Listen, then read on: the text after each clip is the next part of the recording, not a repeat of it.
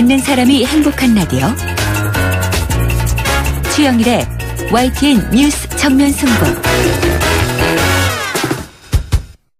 YTN 뉴스 FM 뉴스 정면 승부 4부 시작합니다. 수요 스페셜 새남자의 정치수다. 소종섭 전 시사저널 편집국장 그리고 폴리뉴스의 이강윤 논설위원 두 분과 함께하고 있습니다. 자, 이게 3부에서는요. 이 삼천포로 좀 빠졌습니다. 그런데 이게 오랜 배경을 훑다 보니까 자꾸 이제 복잡한 얘기들이 이제 연결이 돼요. 한데 지금 이제 국정 현안 관련해서 심각한 상황인 것은 뭐 국민들 모두 인식하고 계실 텐데요. 자, 소 국장님. 네.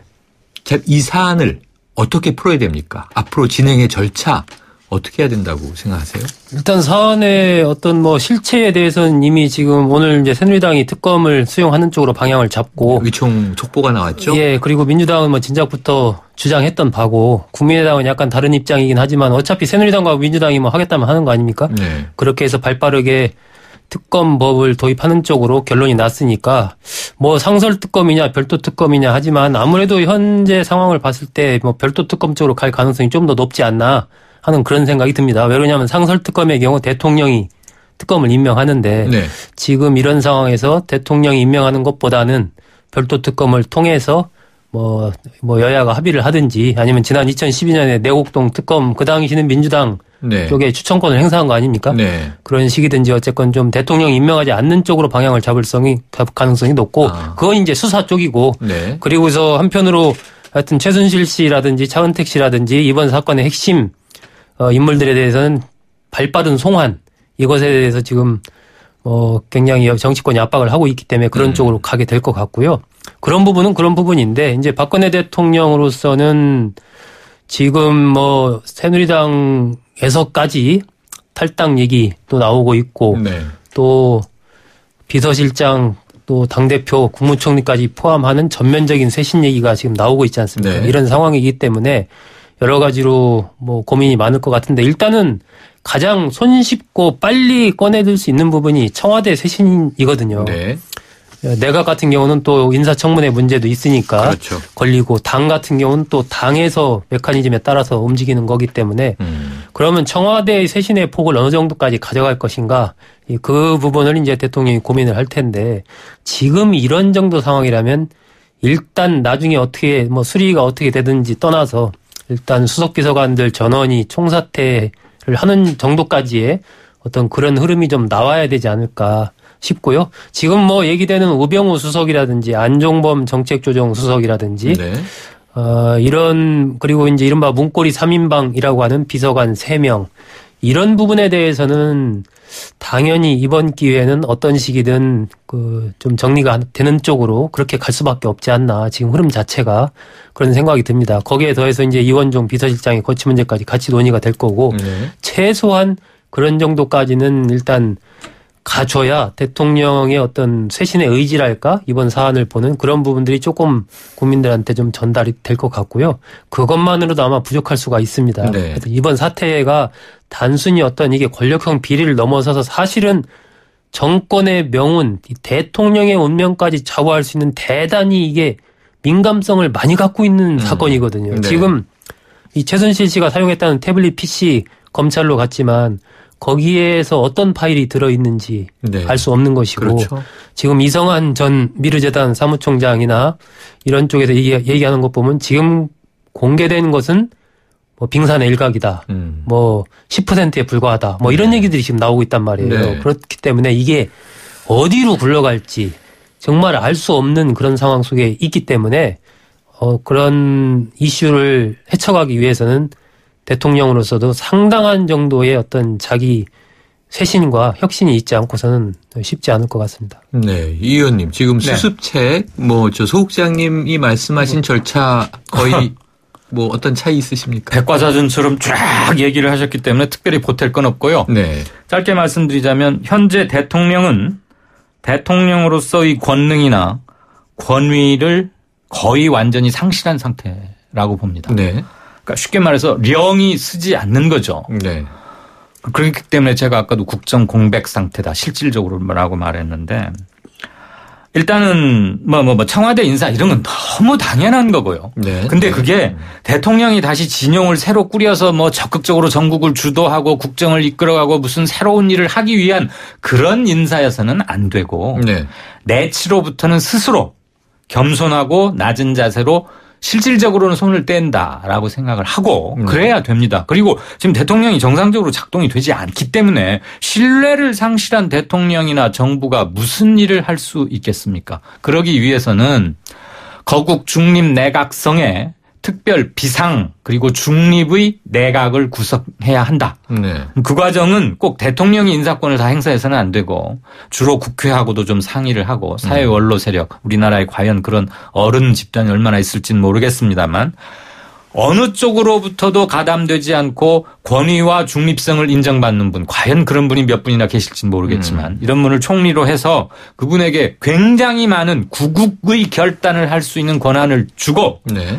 다만 군 통수권자의 지위는 대통령이 특별히 유고 상태가 아닌 한은 대통령이 행사해야 하는 겁니다. 네. 그런데 탄핵이나 직무정지 이런 게 아니고 하야가 아니라면 네. 박근혜 대통령이라면 군 통수권은 대통령이기 때문에 안 그래도 지금 북핵 문제니 얼마나 한반도 주변 굉장히 힘든 때 아닙니까? 네. 대통령은 그거 좀 전념해 주면 좋겠다. 내치나 경제 살리기 또는 창조 경제니 이런 것들 특히 개헌은 말할 것도 없고 하려고 해도 안 되지만 동력을 상실했으니까 그런 식으로 정리가 됐으면 좋겠다는 거고 비서진 개최 이런 건 너무 당연하고 대통령 아마 새누리당의 요청으로 대통령이 새누리당 당적을 버리게 될 때가 곧 다가올 것 같은데 네. 그다음에 그건 당연한 수순 같고 최순실 수사에도 필요하다면 현직 대통령이어서 소추 내란이나 외환죄가 아닐 경우에는 형사소추를 당하지 않지만 이실직고라는 차원에서 네. 저는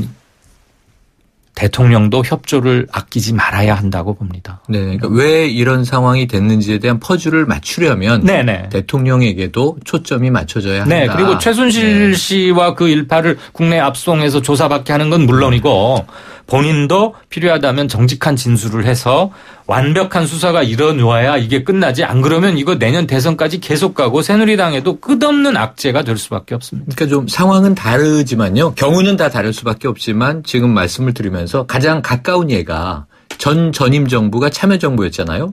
그때 노무현 대통령이 이제 탄핵을 국회에서 가결을 시켜서 그래서 정무정지, 직무정지 들어갔죠. 헌재에서 기각될 때까지는 고건 총리가 직무대행을 했던 거죠. 네, 그렇습니다.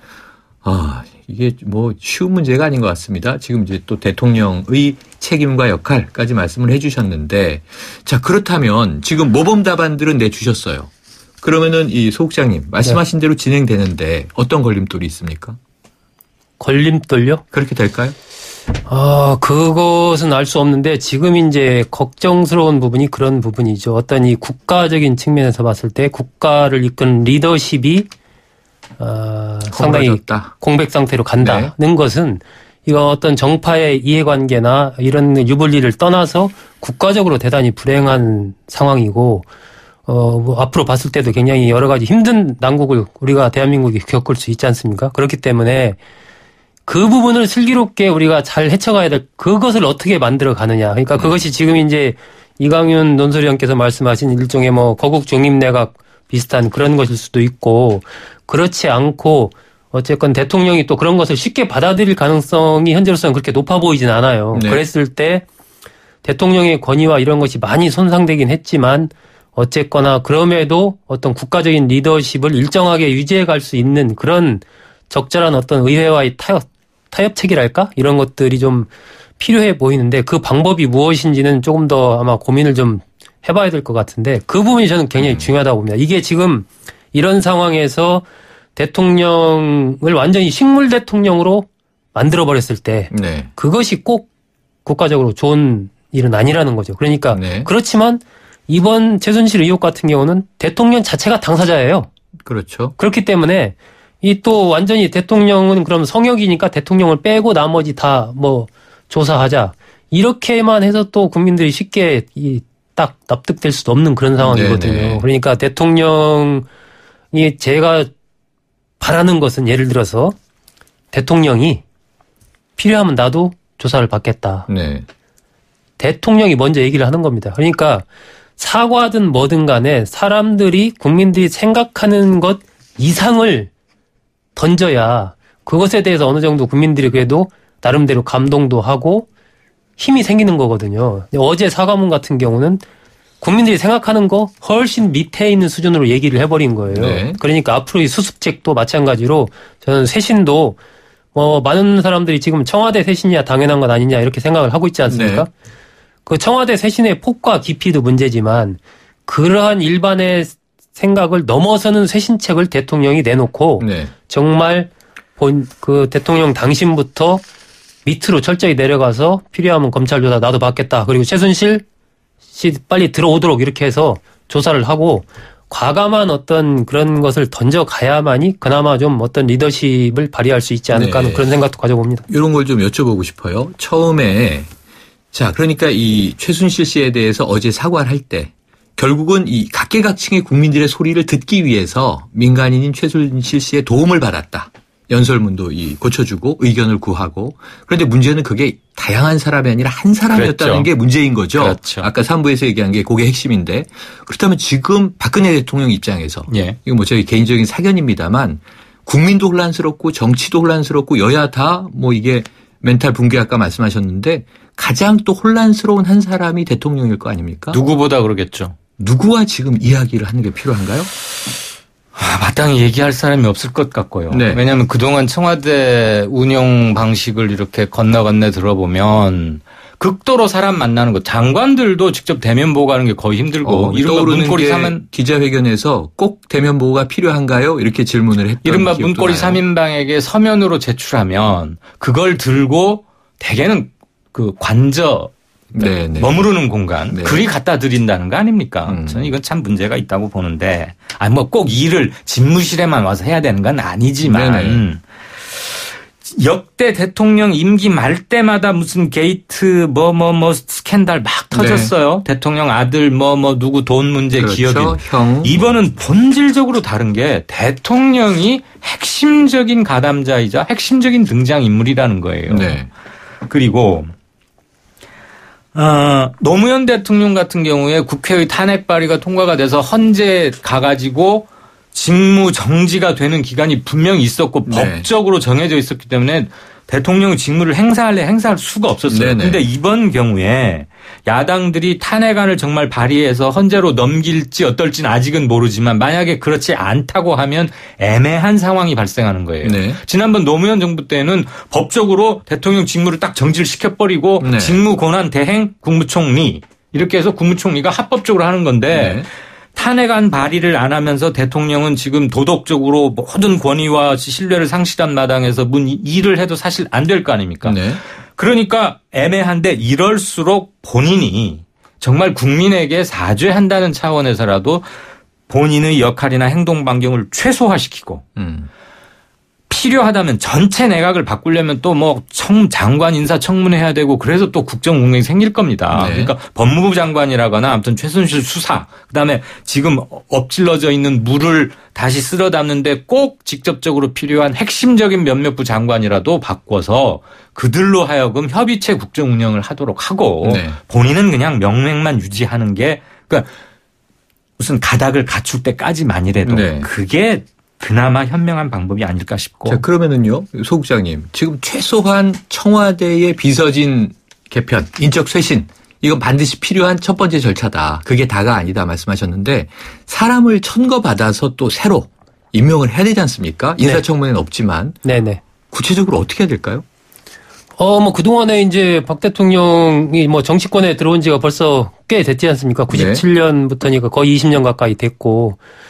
이렇게 저렇게 해서 인재의 풀이 어느 정도 있는지는 모르겠지만 나름대로 인재 풀이 있을 것이고 그리고 저는 지금 이 박근혜 대통령이 당과 그러니까 새누리당과 일단은 좀 더 많은 소통을 할 필요가 있다. 당의 얘기를 적극적으로 들을 필요가 있다라고 봅니다. 네.